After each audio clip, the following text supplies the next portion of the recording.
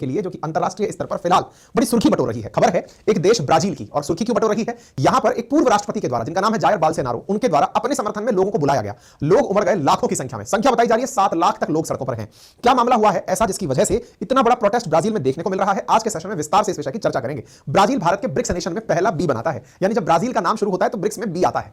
दुनिया के देश प्रभावशालियों में 20 करोड़ की आबादी रखने वाला यह नेशन G20 का भी मेंबर है। भारत के साथ इसकी घनिष्ठ मित्रता है। विचारों के हिसाब से इसके जायर बोल्सोनारो जो फिलहाल प्रोटेस्ट करने उतरे हुए पूर्व राष्ट्रपति हैं, वो अमेरिका समर्थक या फिर ये कहिए कि राइट विंग हैं, या फिर ये कहिए कि वो कैपिटलिस्ट प्रवृत्ति के हैं और ट्रंप के बड़े फॉलोअर माने जाते हैं। और जो लूला हैं वो लेफ्टिस्ट हैं, रूस के और चीन के समर्थक माने जाते हैं, जो वर्तमान में यहां के राष्ट्रपति हैं। राष्ट्रपति चुनाव जब से हुए हैं तब से ही ब्राजील में हिंसा का माहौल है। हिंसा कहिए या फिर अभी स्टार्टिंग की कशमकश है, हिंसा कभी भी रूप ले सकती है क्योंकि समर्थक बंदूक वगैरह लेकर सड़कों पर घूम रहे हैं। क्या है पूरी कहानी, विस्तार से बताते हैं। शुरुआत ब्राजील की इस भीड़ से करते हैं। आपके सामने सड़कों पर उतरी हुई लाखों लोगों की भीड़ जो आपको नदी की तरह, येलो रिवर की तरह दिखाई दे रही है। ब्राजील में ये सड़कों पर दिखी ये येलो रंग का जो आपको ये ज्वार दिख रहा है जनता का, ये लाखों की संख्या में आई हुई जनता है जो कि ब्राजील में बोल्सोनारो के समर्थन में एकत्रित हुई है। आप इन्हें यहां पर सड़कों पर देख सकते हैं। इसी वजह से दुनिया के प्रमुख अखबारों की यह हेडलाइन बनता है कि Brazil Bolsonaro call mass protest amid legal firestorm. क्या है कहानी, आइए इसको डिटेल से समझते हैं, लेकिन उससे पहले एक बार मैप पर ब्राजील को देख लेते हैं। साथियों, दुनिया में जो 7 कॉन्टिनेंट्स हैं उनमें से अमेरिका के दक्षिण में स्थित दक्षिण अमेरिका एक कॉन्टिनेंट है जिसके बड़े देशों में से एक ब्राजील है। ब्राजील अमेजन वंशवर्षा वनों के कारण जाना जाता है और यहां पर आबादी 20 करोड़ की है। या कहिए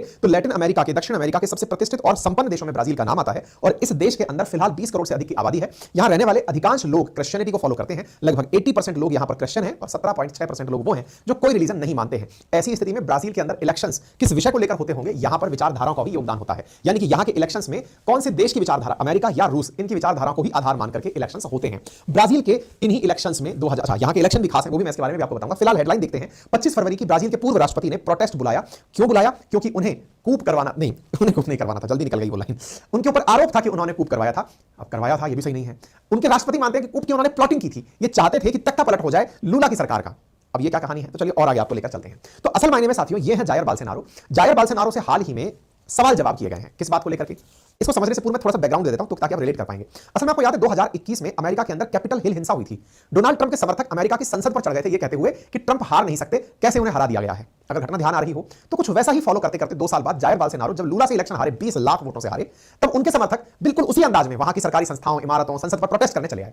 और प्रोटेस्ट करते करते इस हद तक हावी हो गए कि नव निर्वाचित सरकार को एक प्रकार का यह खतरा हो गया कि बोल्सोनारो समर्थक उखाड़ के फेंक देंगे। इसलिए बोल्सोनारो पर आरोप लगा जनवरी 2023 की इस घटना का कि आप तख्ता पलट करवा रहे थे, चुनी हुई सरकार को पलटाने का काम कर रहे थे। इसी विषय पर पूछताछ चल रही थी। पूछताछ चलते चलते बोल्सोनारो को 2030 तक चुनाव न लड़ने के लिए कहा गया है। अगले 8 साल तक वो चुनाव नहीं लड़ पाएंगे और इस विषय पर उनके साथ और भी सख्तियां बरती जा सकती हैं। ऐसी स्थिति में बोल्सोनारो ने अपने समर्थकों को कहा सड़क पर ताकत दिखाने चले आओ। अब इस बात को मैं और डिटेल में लेकर चलता हूं। यहां के इलेक्शंस थोड़े से आपको समझने होंगे। इलेक्शंस कैसे, ब्राजील में इलेक्शंस में राष्ट्रपति के चुनाव अलग होते हैं और यहां की जो संसद है उसके चुनाव अलग होते हैं।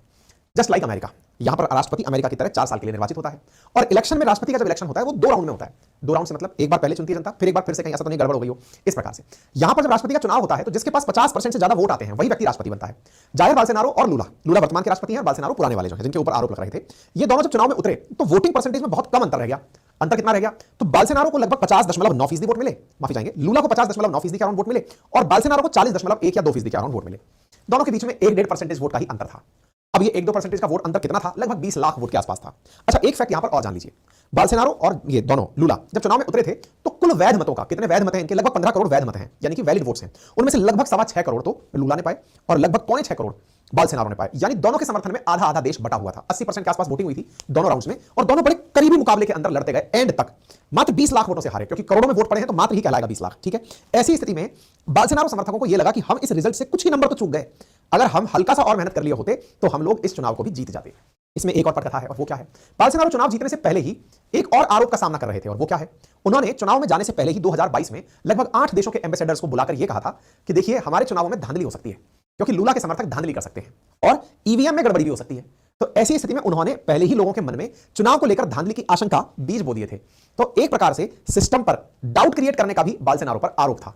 इन्हीं आरोपों की सुनवाई के चलते बोल्सोनारो की वैधता खत्म की गई है और ऐसी स्थिति में बोल्सोनारो ने अब जनता को सड़कों पर बुलाया हुआ है कि जरा बाहर आओ और लोगों को दिखाओ कि हम कितने ताकतवर हैं, ठीक है। ये सारा की सारी कहानी चल रही है। ये जो भीड़ आपको दिख रही है इसके पीछे का बड़ा कारण ये है। अच्छा, इस भीड़ को अगर आप ध्यान से देखें तो बोल्सोनारो के समर्थन में लोग एकदम हुजूम उमड़ा पड़ा है कि भाई साहब हमारा नेता कैसा हो, बोल्सोनारो जैसा हो। इस भीड़ में एक और गजब चीज देखने को मिली और वो क्या है, इजराइल का झंडा। इजराइल के झंडे के पीछे की भी बड़ी कहानी है। आप इधर देखिए, इजराइल का फ्लैग लहरा रहा है, यहां बीच में बोल्सोनारो खड़े हुए हैं और बोल्सोनारो के आर पार दोनों तरफ हुजूम उमड़ा हुआ है और इजरायली झंडा लहरा रहा है। अब ब्राजील के इलेक्शंस में या फिर ब्राजील के प्रोटेस्ट में इजराइल का झंडा क्या कर रहा है, ब्राजील में इजराइल का क्या लेना देना, अब वो समझ लीजिए।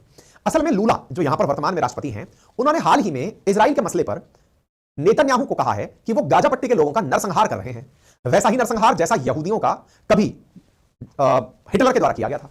इस बात से इजराइल बेहद खफा है। मतलब यह बात है कि इजराइल ब्राजील के वर्तमान राष्ट्रपति लूला के बयान से नाराज है कि आप हम जैसे 60 लाख यहूदियों की मौत की बराबरी गाजा पट्टी में हो रही हिंसा से कैसे कर सकते हैं। गाजा में हमले तब हुए जब हमास ने उन पर हमले किए, हमास के हमलों को भी आप नजरअंदाज कर रहे हैं, क्योंकि लूला इन दिनों रशिया समर्थक हो रखे हैं, रशिया चाइना कुछ उस तरह के हो रखे हैं कि वो एंटी अमेरिका सेंटीमेंट्स को जी रहे हैं। बोल्सोनारो ने इसीलिए इजराइल के समर्थन में फ्लैग उठा लिया कि भाई मैं ऐसा नहीं हूं, मैं इजराइल का समर्थक हूं। भाई साहब प्रोटेस्ट में ये इजराइल का फ्लैग लहरा दिए हैं, ठीक है। तो उम्मीद है कि आपको ये बात समझ में आ जाए। यहां पर जो संसद है उसमें भी दो सदन होते हैं, एक होता है चैंबर ऑफ डेप्यूटी और एक होता है federal senate. Chamber of deputy में 513 सीटें होती है, फेडरल ऑफ सीनेट में 81, जैसे अपने लोकसभा राज्यसभा होती है ना, वैसे यहां की जो सीनेट है इसमें 8 साल के लिए सदस्य निर्वाचित किए जाते हैं, ठीक है। यहां का इलेक्शन प्रोसेस से केवल आपको फिलहाल इतना ही मतलब होना चाहिए कि राष्ट्रपति का चुनाव कैसे होता है, ठीक है। तो बोल्सोनारो लगभग 21 लाख वोटों से हारे थे लूला डी सिल्वा से। ये लूला वर्तमान में यहां के राष्ट्रपति हैं। अब साहब ये इलेक्शन रिजल्ट आप देखते हैं 1 नवंबर 2022 का कि ब्राजील के लूला ने बोल्सोनारो को हरा दिया और चुनाव खत्म हुए 1 जनवरी 2023 को इन्होंने सत्ता पर कब्जा कर लिया। किसने? लूला ने।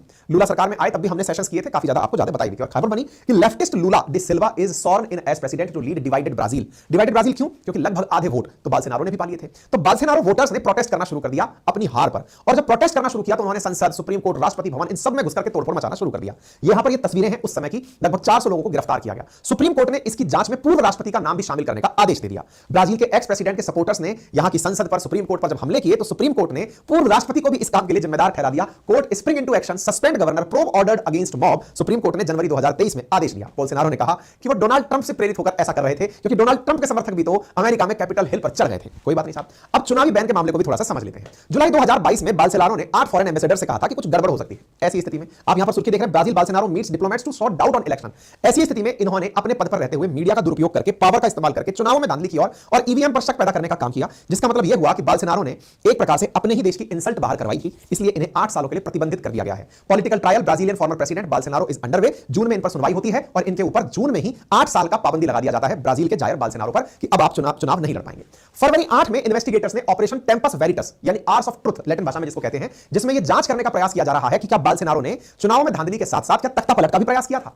तख्ता पलट के प्रयास की फिलहाल जांच कर रही है, जिसके चलते ब्राजील की पुलिस ने जायर बोल्सोनारो के पासपोर्ट को जब्त कर लिया है, यह कहते हुए कि आपने तख्ता पलट का प्रयास किया था। इस पर बोल्सोनारो ने कहा तख्ता पलट तो तब कहा जाता है जब सरकार इस प्रकार से काम करे या सेना इस प्रकार से काम करे कि टैंक लेकर सड़कों पर उतर आए और सबको कब्जे में कर ले। हमने ऐसा नहीं किया था।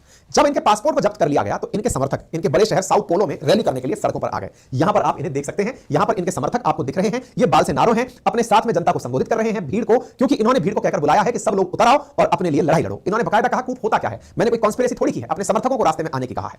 हाल ही में लूला डी सिल्वा चूंकि चर्चा में है क्योंकि उन्होंने नेतन्याहू को गाजा में नरसंहार का जिम्मेदार बताया है, ऐसी स्थिति में इन्होंने इजराइल का समर्थन लेकर के भी हाल ही में झंडा लहराते हुए इस अपने देश के मुद्दे को अंतरराष्ट्रीय मुद्दा बना दिया है। आप देख सकते हैं लूला ने हाल ही में इजराइल पर कमेंट किया था, जिसके चलते इनका बहुत विरोध हुआ था। इन्होंने इसे होलोकॉस्ट से रिलेट कर दिया था, जिसके बारे में काफी विरोध हुआ था। तो उम्मीद है ब्राजील की इंटरनल पॉलिटिक्स में जो चल रहा है संभवतः वो आप सभी साथियों को थोड़ा बहुत अंडरस्टैंडिंग दे गया होगा। जानकारी समझ में आई हो तो साथियों से साझा करिए, चैनल पर नए हैं तो सब्सक्राइब करिए, वीडियो पसंद आ गया है तो शेयर भी कर ही दीजिए। फिलहाल के लिए इतना ही। यदि आप में से कोई भी साथी मेरे hand written notes history, geography, polity, economy के अपने घर